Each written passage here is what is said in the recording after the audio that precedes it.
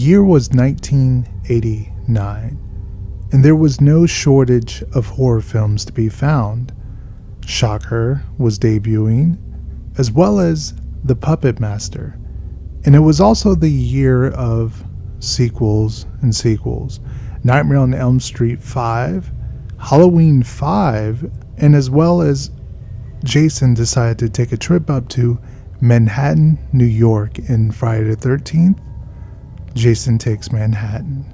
And by this time, Stephen King was no stranger to box office success and having many of his movies be successful by the time Pet Sematary was released.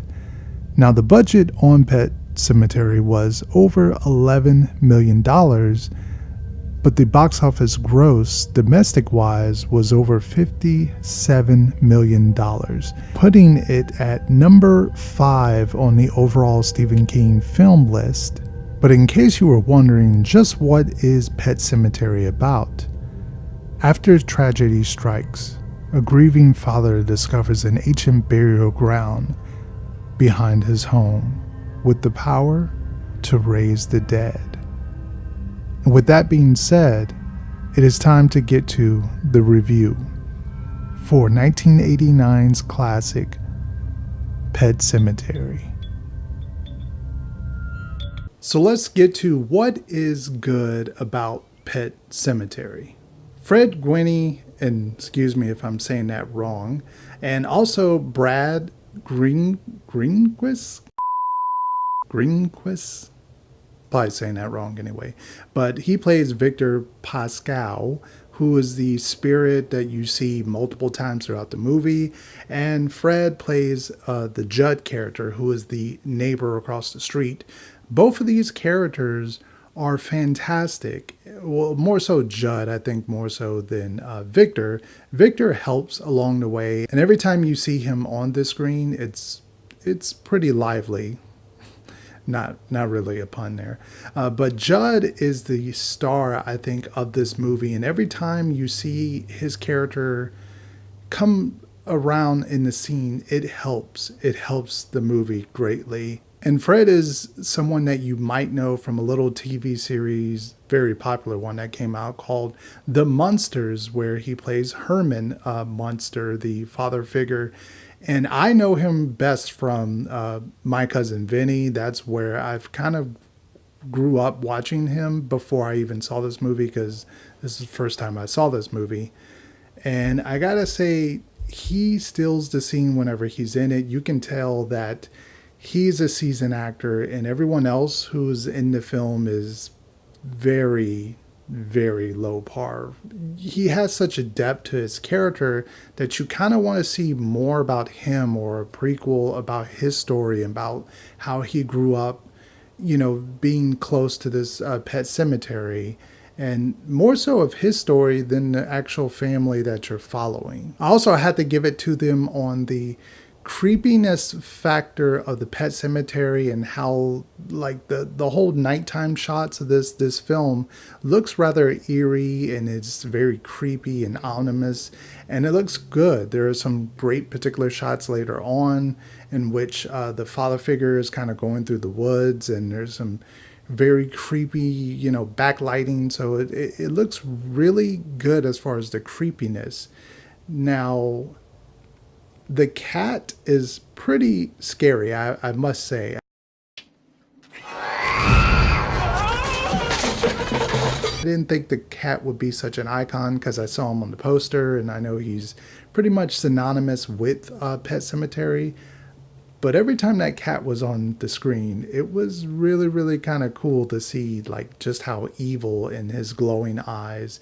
Already, I think that cat was scary, but the fact that they add the glowing eyes and stuff made it even more creepy of a level. And also, I have to give a shout out to the Ramones, and their Pet Sematary song, I think, was really, really great to hear at the end of this movie. It kind of left you on a good note for such a sour note of a movie.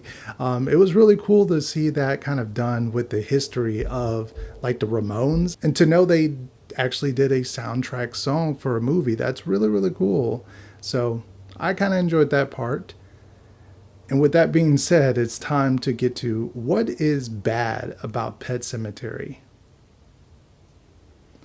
Where do I start? The family themselves are just awful. The acting, terrible. Everybody in this movie, except for Judd and the spirit character of Victor, they're all awful. They're just very plain, one note, not acting. And maybe the dialogue is poorly written for them, but I can excuse the dialogue if they would emote. Yep, that's church, all right. Most of this movie, and it felt like they just didn't do that. It felt very one stiff characters.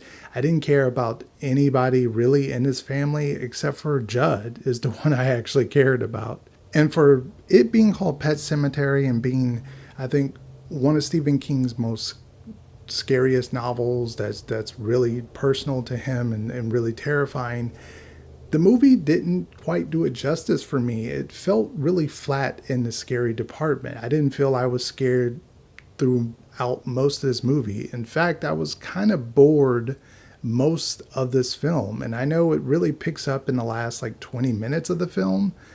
But even with it picking up in those paces, I found myself kind of laughing at where it goes in that third act. And I don't want to spoil too much, but if you've seen the movie, you know what happens in the third act. And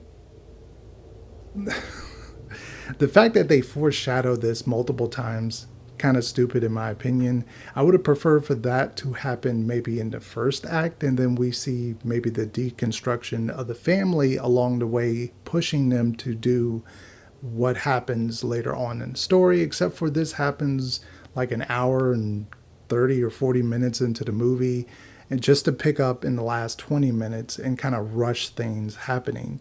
And the only like kill that I felt very sorry for was Judd, even though it was kind of stupid how that happened. And once again, if you know me by now, you know my pet peeve is children in films, and I really can't stand, especially even more so when they're evil or things are happening in that kind of area. I really can't stand it. And this was no exception to that. I didn't find that third act really scary. I thought it was very funny and goofy and very just dumb, plain dumb. I really didn't find myself enjoying this movie. For everyone to really loved it and thought it was a classic, it has some appeal in there. Fred's character, he does a fantastic job on the acting. The cat is cool, and there's some creepy stuff in there. I wish there was a little bit more to it, but you can obviously tell this movie was hindered with a bad script, just terrible director and bad shooting overall. Not a good movie. Not a good movie. Makes me even more excited for the remake than I was, originally before watching this for the first time. But that is my opinion on Pet Sematary, the 1989 classic, in a lot of people's opinions. If you've seen the movie, what did you think? Leave it down in the comment section, as well. Leave this video a thumbs up and subscribe to the channel if you haven't already. And if you enjoyed this retro review, we will have more of these coming to the channel in the upcoming weeks. That's been it. Thank you guys for watching. Thank you guys for the support. Peace out.